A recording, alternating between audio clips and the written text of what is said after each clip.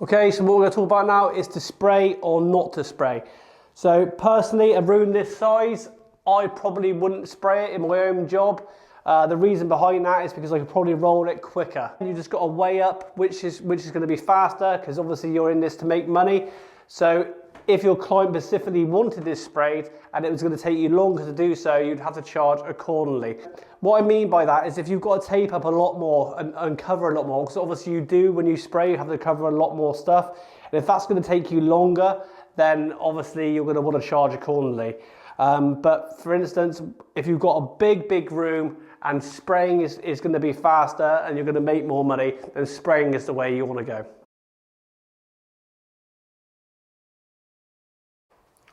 Okay, so what we're going to talk about now is spraying some of the room, but not all of the room. So say that I went into a job and I decided there was loads of woodwork, but not a lot of walls, then I might want to just spray the woodwork and then roll the walls and ceilings. Or for instance, if you had a really big ceiling, but then only like a door, then you would probably spray your ceiling and just brush and roll your door. So you have to weigh up accordingly parts of the job. Like we had a job recently and there was loads of woodwork in there, and the best thing for us to do was to spray all the woodwork and then just roll and cut in the walls.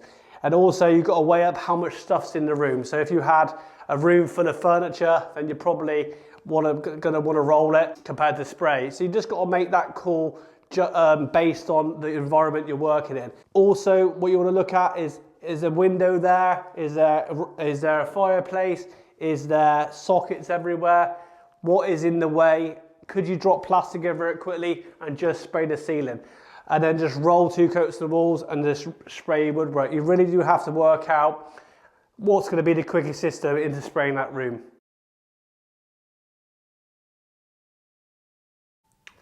Okay, so we're going to talk about preparation now. So with brushing and rolling generally, like if you had a tiny little hole in the corner, say your skirting board, then you could always dab a little bit of paint in and the brush would push in the paint and fill any tiny holes. But with spraying, because you're just laying the coat down, your preparation really has to be on point. So you have to be very careful. So any tiny holes you really have to fill, but because you are spraying it a lot quicker, you have got more time on the prep. Also, if you had a ceiling, say, that had been previously painted and you were going to try and do your cross-hatch coat, meaning that you spray it one direction then the other, you'd want to do your filling first on any bits on the ceiling and then spot prime with a little mini, I'd say like a foam roller to give it sort of a spray finish, and then do your cross-hatch. Because if you cross-hatch straight over the filler, then you're always going to see the filler flash through. So what we're going to talk about now is if this room had been freshly plastered and you were looking to spray on your first mist coat. So what I would do is mix the paint up about 50% water with the sprayer, and then I'd get my first mist coat onto the walls. So I would spray the walls and ceiling with my mist coat, and then what I would do then is I would do any sanding for any high spots, and then I would give the ceiling a never mist coat.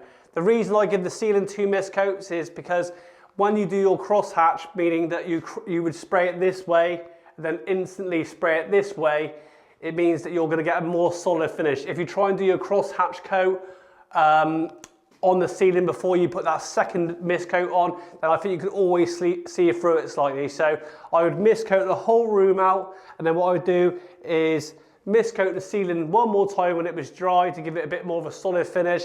I would spray my first coat on the walls like I explained, leaving that gap top and bottom.